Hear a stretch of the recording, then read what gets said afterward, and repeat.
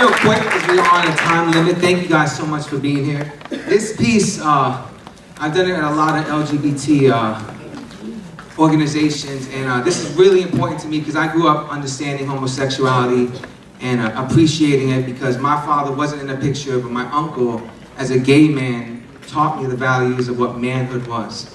So this is my graduation piece.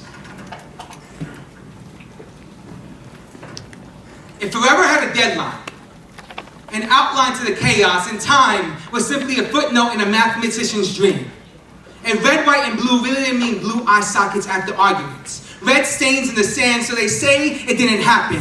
White clan with tan and black faces who claim they aren't racist but voted for McCain and never even followed his campaign. Complain about where they were raised but do nothing to change it.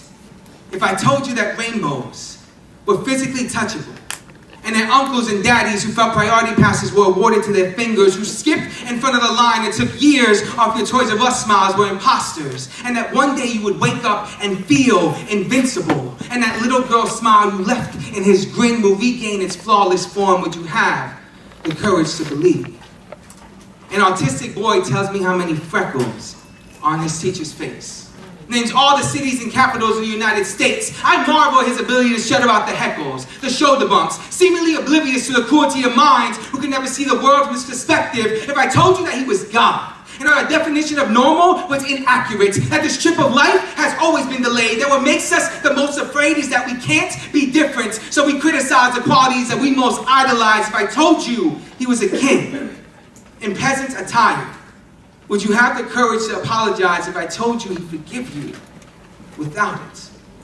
A teenage boy whose father associates weakness by calling it faggots, who instills a traditional belief that women are better equipped doing laundry and washing dishes, who can display tears at childbirth but now offer a gesture of appreciation for his wife bringing in this creation. A son now objectifies women for his approval, decorates his room with swimsuit models, enough bikini views to fill up a Victoria's Secret catalog, hates himself for getting an erection at two men kissing, mirrors haunt him, he can't hide from the truth with every howl his father makes at the women on TV, every Playboy magazine by the shower he tries to fantasize about in his sleep. He can never utter the words,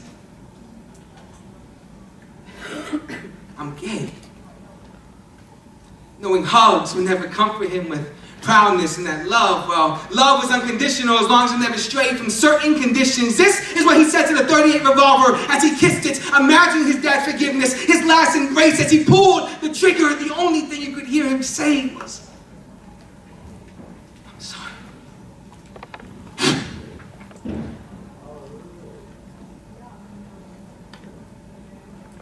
Would you have the courage to love your child if I told you could lead them to the image you prefer, but you can never decide the outcome of their dreams? Would you believe me if I told you that one day our flight will arrive and life will take course in the right direction, and that differences would only make us that much more beautiful?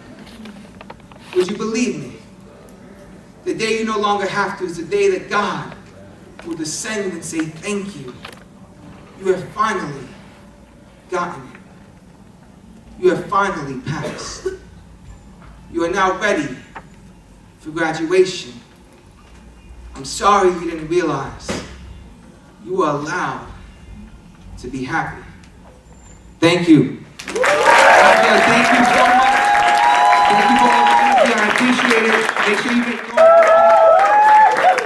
Give it up for Frankie Soto. Come on, let him feel the love. Come on. And here's a little tip for you. When you bring a poet like Frankie onto your campus, poets live and breathe one thing: poetry. Okay? So take these people, not just on stage, take them off stage into your classroom. Think of the poets on your campus, the English majors that would love to speak and work with an actual working poet. Have a poet like Frankie Soto come on your campus and actually do a master class with your students. How awesome would that be? Yeah. Take advantage of these folks while they're on your campus. Use them. That's why they're there.